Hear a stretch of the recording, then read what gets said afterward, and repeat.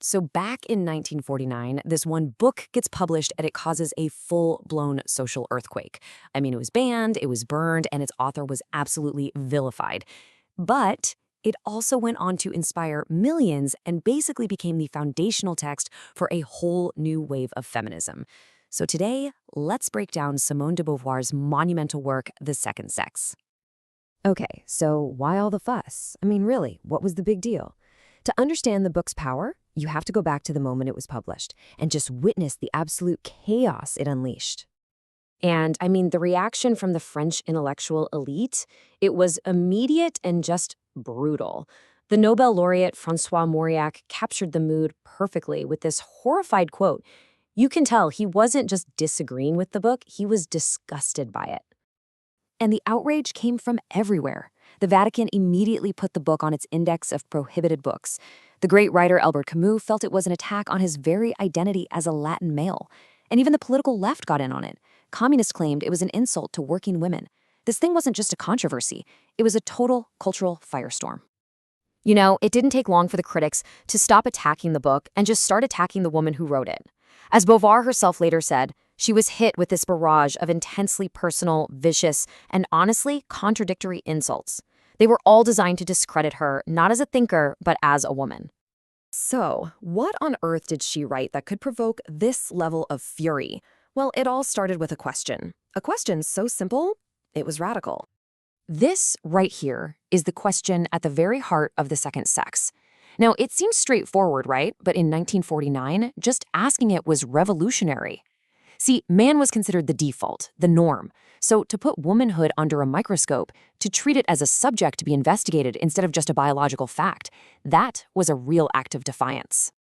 Beauvoir's ambition here was just immense. She set out to completely dismantle the prejudices that had been defining women for centuries.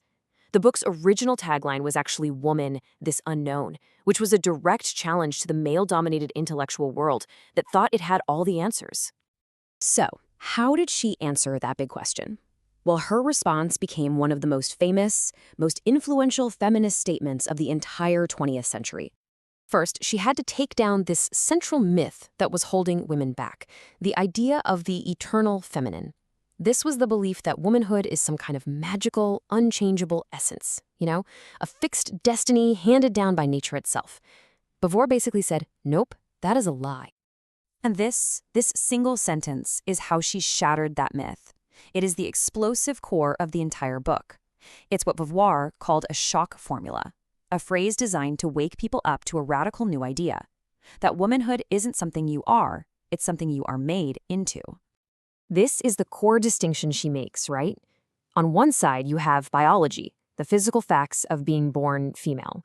But on the other, you have everything else, the social roles, the stereotypes, the expectations that society layers on top of that biology.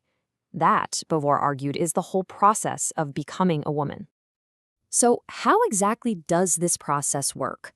Well, drawing from her background in existentialist philosophy, which is all about freedom and creating your own meaning, Beauvoir identified this fundamental power dynamic that shapes our world. She argued that humanity is structured around this central opposition. Man defines himself as the one, the subject. He's the absolute, the essential. He's the default human being. And so woman is cast as the other. She becomes the inessential, the object. And she's defined not on her own terms, but always in relation to him. And Beauvoir argued this whole dynamic wasn't inevitable. It actually had a history. Drawing on the work of Friedrich Engels, she traced this inequality all the way back to what she called the great historical defeat of the female sex. She claimed that way back in the Stone Age, a kind of rough equality existed. But with the invention of the plow and private property, man's role shifted, and woman's status just plummeted, effectively becoming part of that property. And this leads to a really stark and, frankly, chilling conclusion. In human society, Beauvoir observed, the ultimate value isn't placed on creating life, but on risking it. The hunter and the warrior are elevated above the mother. Supremacy is given to the sex that kills. So, despite that vicious backlash, the ideas in the second sex just couldn't be contained. They planted seeds that would grow into a global movement, fundamentally changing how we think about gender. And despite the critics, the public responded like crazy. The book was a phenomenal success, selling over 2 million copies in the English translation alone. It was so clear that Beauvoir wasn't just speaking to intellectuals. She was articulating something that resonated with millions and millions of women. Its influence was just immense. It became the theoretical bedrock for the second wave of feminism in the 60s and 70s. It was a bestseller in Japan for over a year, and it was translated into languages all over the world, which just proves its universal appeal. And this is Beauvoir's most enduring legacy, the powerful and liberating idea that your identity isn't a prison, it's a process. It's not about what you are, but what you have the freedom to become. And so that really leaves us with a question for today, doesn't it? Beauvoir gave us the framework to understand how we're constructed. The challenge she leaves for every generation since is to consciously, courageously continue that process of becoming, but on our own terms.